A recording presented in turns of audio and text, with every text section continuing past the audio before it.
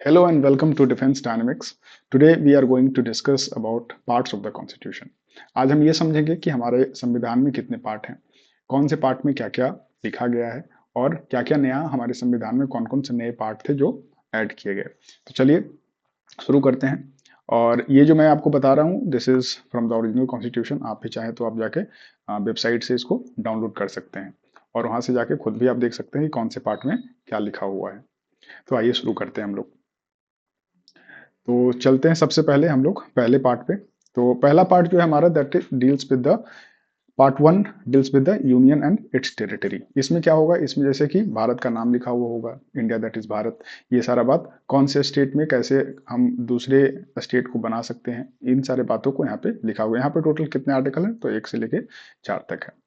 ये sub article, ये सब सारे जो पार्ट्स हैं these are not much important, ये एग्जाम में बहुत कम पूछे जाते हैं। लेकिन अक्सर अभी क्या देखा जा रहा है कि बहुत सारे एग्जाम्स में हमारे पार्ट के बारे में पूछा जा रहा है। तो अगला पार्ट हमारा क्या है, the next part is part two. Part two deals with the citizenship. Citizenship में क्या होगा कि जैसे कि कौन भारत का सिटीजन हो सकता है, कौन सिटीजन नहीं बन सकता है। जैसे हमारे पास सिटीजनशिप अमेंडमेंट एक्ट आया था, तो वो किसके साथ रिलेट कर रहा है, that is related with part two of the constitution. Next part क्या है हमारा, next part is about fundamental rights, part 3 of the constitution. जितने भी फंडामेंटल राइट्स हैं हमारे पास, सारा का सारा पार्ट 3 में लिस्टेड है। चाहे वो राइट टू इक्वालिटी हो, राइट टू फ्रीडम हो, या फिर राइट टू लाइफ हो, कोई भी पार्ट, जितना भी हमारा फ्रीडम फंडामेंटल राइट है, सारा का सारा पार्ट 3 में लिस्टेड है। और ये पार्ट जो है सबसे ज्यादा इंपॉर्टेंट माना जाता है। इसको Magna Carta of our constitution बोला जाता है, पार्ट 3 को। और पार्ट 3 जो है, इसको अमेंड करने के लिए हमारे पास स्पेशल मेजोरिटी चाहिए हमारे पार्लियामेंट को, तभी ये पार्ट अमेंड हो सकता है। ये पार्ट काफी एक्सटेंसिव है। इसमें आर्टिकल 12 से लेकर आर्टिकल 35 तक डिस्कस किया गया है इसमें। और इसमें सबसे पहला आर्टिकल जो है it deals with the definition. Definition किस चीज का, तो डेफिनेशन ऑफ द स्टेट। और इसमें बहुत बार अमेंडमेंट भी किया गया है, जैसे कि right to education, article 21A, this was amended by 86 constitutional amendment act. हालांकि यहाँ पे इस बात को याद रखने का जरूरत नहीं है, बट मैं जहां भी कुछ एक्स्ट्रा इन्फॉर्मेशन होगा मैं बताता चलूंगा आपको। उसके बाद हम लोग आ जाते हैं पार्ट 4 पे। पार्ट 4 क्या है, पार्ट 4 है हमारा directive principles of state policy.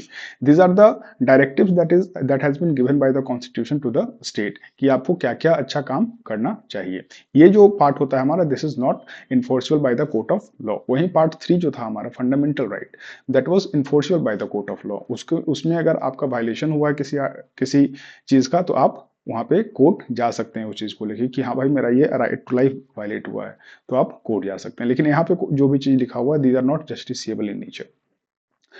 तो ये था हमारा पार्ट 4। पार्ट 4 के बाद हमारा आ जाएगा पार्ट 4A। पार्ट 4A क्या है, इट इज फंडामेंटल ड्यूटीज। पहले हम लोग फंडामेंटल राइट पढ़े थे जो कॉन्स्टिट्यूशन ने सिटीजन्स को दिया था स्टेट के अगेंस्ट। ये फंडामेंटल ड्यूटीज है, जो सिटीजन का क्या ड्यूटी होना चाहिए स्टेट के प्रति, अपने देश के प्रति। ये बात फंडामेंटल ड्यूटीज में लिखा हुआ है। यहाँ पे एक बात और जानना बहुत जरूरी है, वो क्या, कि पार्ट 4A जो है, यहाँ पे आप देख रहे होंगे पार्ट 4A लिखा हुआ है। इसके पहले जितने भी पार्ट थे, या तो 1, 2, 3 और 4 ऐसे लिखा हुआ था, उसमें कोई भी ABCD नहीं लिखा हुआ था। जहां भी आपको ये कैपिटल लेटर A दिख जाए, B दिख जाए, इसका मतलब ये होता है कि ये जो पार्ट है, this was not part of the original constitution. ये बाद में ऐड किया गया, किसी कॉन्स्टिट्यूशनल अमेंडमेंट के थ्रू ऐड किया गया। आगे हम लोग चलेंगे तो और एक पार्ट आएगा, जैसे कि पार्ट 9A आएगा, पार्ट 9B आएगा। तो ये सारा का सारा जो हमारा पार्ट है कॉन्स्टिट्यूशन का, ये सब के सब किसी कॉन्स्टिट्यूशनल अमेंडमेंट के थ्रू ऐड किया गया था। तो उसी प्रकार से पार्ट 4A जो है हमारा, ये कौन से कॉन्स्टिट्यूशनल अमेंडमेंट के थ्रू ऐड किया गया, तो इसको ऐड किया गया था 42nd constitutional amendment act of 1976। ये बात यहाँ पे याद होना चाहिए। इसमें एक बार और अमेंडमेंट किया गया पार्ट 4A में, that was through 86 constitutional amendment act of 2003 और प्रोबेबली 2002। लेकिन ईयर याद रखना जरूरी नहीं है, बट हमको ये पता होना चाहिए कि 86 कॉन्स्टिट्यूशनल अमेंडमेंट एक्ट और 42nd कॉन्स्टिट्यूशनल अमेंडमेंट एक्ट। अगला पार्ट है हमारा पार्ट 5। पार्ट 5 जो है सबसे एक्सटेंसिव पार्ट है, सबसे बड़ा पार्ट है।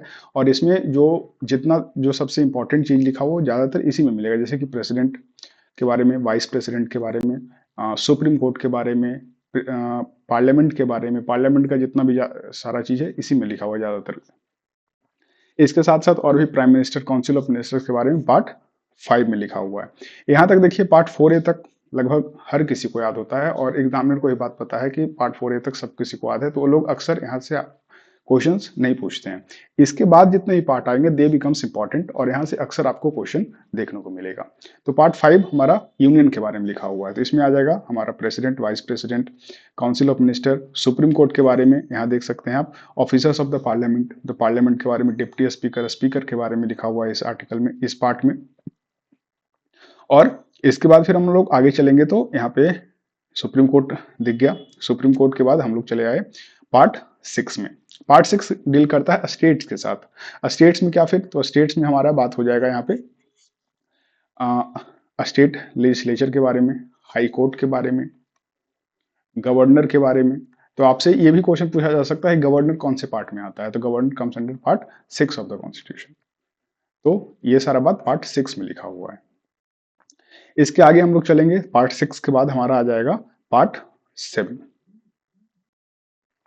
लेकिन पार्ट 7 के साथ एक खास बात क्या है कि पार्ट 7 हमारे कॉन्स्टिट्यूशन का हिस्सा है ही नहीं। तो पार्ट 7 में पहले क्या लिखा हुआ था, the states in the part B of the first schedule, जो कि पहले कुछ स्टेट्स थे जो यहाँ पे लिखे हुए थे, अब हमारे पार्ट से कॉन्स्टिट्यूशन में पार्ट 7 का कोई अस्तित्व है ही नहीं, इसको हटा दिया गया है।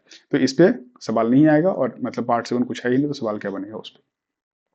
अगला हमारा पार्ट क्या है, part 8। Part 8 deals with union territories. Union territory जैसे कि national capital area territory of Delhi हो गया हमारा, एनसीटी ऑफ दिल्ली। उसके बाद फिर जैसे पुडुचेरी, चंडीगढ़, ये सारा जो यूनियन टेरिटरी है उससे रिलेटेड जितने भी पावर से किसके पास पावर होगा, जैसे कि दिल्ली में स्टेट लेजिस्लेचर है तो होगा या नहीं होगा, ये सारा बात कहाँ लिखा हुआ है, that is written under union territories in part 8 of the constitution. इसके बाद एक इंपॉर्टेंट पार्ट आता है, that is part 9। It deals with the panchayat. ये जो हमारा पार्ट है, this was not part of the original constitution, ये ऐड किया गया था 73rd कॉन्स्टिट्यूशनल अमेंडमेंट एक्ट के थ्रू। और इसमें पंचायत का डेफिनेशन, ग्राम सभा क्या होता है और पंचायत में कितना टायर का पंचायत होगा, this were the things that were discuss in the part 9 of the constitution, और ये 73rd कॉन्स्टिट्यूशनल अमेंडमेंट एक्ट के थ्रू ऐड किया गया था। इसी प्रकार से पार्ट 9A जो है, आपको मैंने पहले बताया कि जहां भी आपको ABCD ऐसे दिख जाए, that will be added by some constitutional amendment act of the constitution. ये ओरिजिनल कॉन्स्टिट्यूशन का पार्ट नहीं था। तो पार्ट 9A जो क्या है, ये म्युनिसिपैलिटी के थ्रू, म्युनिसिपैलिटी के बारे में डिस्कस करता है, जैसे पंचायत, ये दोनों सेम टाइम पे ही ऐड किए गए थे, पार्ट 9 और पार्ट 9A। तो ये कौन से कॉन्स्टिट्यूशनल अमेंडमेंट एक्ट के थ्रू ऐड किया गया, this was added through 74th constitutional amendment act in the same year 1993। इसके बाद हमारा जो पार्ट 9B आता है, ये भी ऐड किया है क्योंकि बी आ रहा है, तो ये ऐड किया गया था 97th कॉन्स्टिट्यूशनल अमेंडमेंट एक्ट के थ्रू। और ये इधर वाले जितने भी पार्ट हैं इससे क्वेश्चंस बनते हैं, तो आपको ये पता होना चाहिए कि कौन सा कॉन्स्टिट्यूशनल अमेंडमेंट एक्ट के थ्रू ऐड किया गया था और कौन से पार्ट में क्या लिखा हुआ। तो part 9B deals with the cooperative society. Part 9A क्या था, इट वाज अबाउट म्युनिसिपैलिटीज। आगे चलते हैं, पार्ट 9B के बाद आता है part 10। Part 10 with the scheduled and tribal areas. तो यहाँ पे ये भी बात किया जाता है कि शेड्यूल्ड एंड ट्राइबल एरिया इसको कौन नोटिफाई करेगा, it will be notified by the president और द गवर्नर और द प्राइम मिनिस्टर। तो ये हालांकि प्रेसिडेंट के द्वारा नोटिफाई किया जाता है। तो पार्ट 10 जो है वो शेड्यूल और ट्राइबल एरियाज के बारे में बात करता है। इसके बाद हम लोग बात करेंगे पार्ट 11 के बारे में। पार्ट 11 एक इंपॉर्टेंट पार्ट है और आपको पता होना चाहिए कि पार्ट 11 क्या बात करता है। तो it deals with the relation between the union and the state. Union और स्टेट के बीच में क्या रिलेशन होगा, क्या रिलेशन होगा, इसका मतलब क्या है कि लेजिस्लेटिव रिलेशन कैसे होंगे हमारे। लेजिस्लेटिव रिलेशन का मतलब क्या है कि कौन से सब्जेक्ट पे कौन लॉ बना सकते हैं। जैसे पुलिस किसके अंडर आएगा, तो पुलिस स्टेट के अंदर आएगा। जो हमारा एजुकेशन है वो किसके अंदर आएगा। ये सारे बात पे जो लिखा हुआ है that is written in the part 11 of the constitution, relation between union and the states. आपको देखिए जब याद करना है ना, तो आप एक तो पार्ट याद करेंगे और दूसरा जो हेडिंग है ये वाला, इसको आपको याद करना है। ओके, पार्ट 11 के बाद आ जाएगा हमारा पार्ट 12। पार्ट 12 क्या बात करता है, तो it deals with the finance, property, contracts and the suits. Finance के बारे में बात करता है, जैसे कि फाइनेंस कमीशन हो गया, GST काउंसिल हो गया, कितना टैक्स कहाँ पे डिवॉल्व करेगा, स्टेट को कितना टैक्स मिलेगा, सेंटर को कितना टैक्स मिलेगा, this all are discuss in the part 12 of the constitution. इसके बाद हम लोग बात करेंगे पार्ट 13 के बारे में। 12 हो गया, 13 deals with the trade and commerce. With in the territory of India, कि ट्रेड एंड कॉमर्स को कौन रेगुलेट करेगा, ट्रेड अगर इंट्रा स्टेट ट्रेड है, इंटर स्टेट ट्रेड है, तो उसमें क्या क्या रेगुलेशंस होंगे, ये सारा बात कौन डिस्कस करता है, it is real under part 13 of the constitution. इसके बाद हम लोग बात करेंगे पार्ट 14 का। पार्ट 14 में services under the union and the states लिखा हुआ है। तो सर्विसेज अंडर, जैसे ऑल इंडिया सर्विस के बारे में यहाँ बात किया गया है, फिर जितने भी पब्लिक सर्विस कमीशन हैं, be it union public service commission और any state public service commission, ये सारा का सारा कौन से पार्ट के अंदर आता है, that is part 14 of the constitution. इसके बाद एक और पार्ट आएगा हमारा, that is part 14A। 14A देखिए क्या है, 14A is about tribunals. Tribunals क्या होता है, tribunals are like a special court, they are a special court, they have the power of the court. और ये क्या है, एडमिनिस्ट्रेटिव ट्रिब्यूनल। जैसे क्या है, एडमिनिस्ट्रेटिव ट्रिब्यूनल, जितने भी एडमिनिस्ट्रेटिव जो हमारे ऑफिसर्स हैं, अगर उनका कोई केस है तो उनको supreme court, high court direct जाने का जरूरत नहीं है, पहले वो सेंट्रल एडमिनिस्ट्रेटिव ट्रिब्यूनल या फिर स्टेट एडमिनिस्ट्रेटिव ट्रिब्यूनल जो है वहां जाते हैं। वो these are like a quasi judicial body, you can say ये कोर्ट भी है पूरा का पूरा, जहाँ पे इनका ये डिसीजन देते हैं।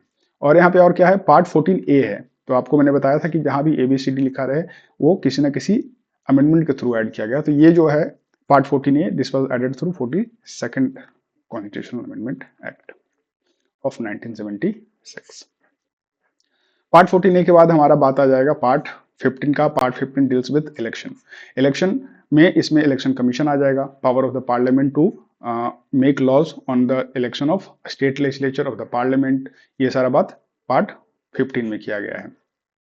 Part 16 special provision relating to the certain classes. इसमें जितना भी रिजर्वेशन, चाहे वो वुमेन रिजर्वेशन हो पार्लियामेंट के अंदर, SC ST के लिए रिजर्वेशन हो पार्लियामेंट के अंदर, ये सारा बात यहाँ पे किया गया पार्ट 16 के अंदर, special provision relating to certain class. इसके बाद हमारा आ जाएगा part 17, it deals with the official language, कि हमारा पार्लियामेंट का क्या लैंग्वेज होगा, हमारा सुप्रीम कोर्ट, हाई कोर्ट का क्या लैंग्वेज होगा, या फिर यहाँ पे हम लोग ये भी बात करते हैं कि स्टेट्स का ऑफिशियल लैंग्वेज क्या होगा, क्योंकि हर एक स्टेट का अपना अपना ऑफिशियल लैंग्वेज होता है, कहीं का हिंदी, कहीं का अपना लोकल लैंग्वेज, कहीं का इंग्लिश। सो ये सारा बात जो किया गया है, that is under part 17 of the constitution. इसी से रिलेटेड एक शेड्यूल है, that is schedule 8 of the constitution, जहाँ पे 22 लैंग्वेज जो लिखा हुआ है इसी से रिलेटेड है। Then comes part 18। Part 18 is very important, ये एग्जाम्स में भी अक्सर पूछा जाता है। एंड ये क्या है, इमरजेंसी प्रोविजंस, जो स्टेट इमरजेंसी, नेशनल इमरजेंसी, यहाँ देखिए प्रोक्लेमेशन ऑफ इमरजेंसी है। पार्ट 19 क्या है, this deals with the miscellaneous. And then we have another important part, that is part 20, it is amendment of the constitution. Amendment कैसे किया जाता है, इसमें एक ही आर्टिकल आता है, दैट इज आर्टिकल 368, और इसमें प्रोसीजर किस तरीके से अमेंडमेंट किया जाएगा ये भी यहाँ पे लिखा गया है। बाकी पार्ट 21 क्या है, this is temporary transition and special provision, ये सब याद करने का कोई जरूरत है नहीं। इसके बाद एक बस पार्ट बचता है, that is part 22 of the constitution. यहाँ पे short title, commencement authoritative text in Hindi language and repeal. इसमें देखिए क्या है ना, बेसिकली कमेंसमेंट क्या होता है कि जैसे कि कुछ आर्टिकल ऐसे थे हमारे कॉन्स्टिट्यूशन के अंदर जो 26 नवंबर 1949 को ही शुरू हो गए थे। इसमें से एक आर्टिकल जैसे कि 5, 6, 7, 8, 9 जो सिटीजनशिप वाले आर्टिकल थे, ये स्टार्ट हो गए थे 26 नवंबर 1949 को। उसके बाद कुछ आर्टिकल्स आएंगे हमारे पास जो 26 जनवरी 1950 को स्टार्ट होंगे। सो ये बात यहाँ पे इंपॉर्टेंट याद रखना। दूसरा हमारा शेड्यूल। शेड्यूल के बारे में I will not going to discuss here, we will discuss in some different class.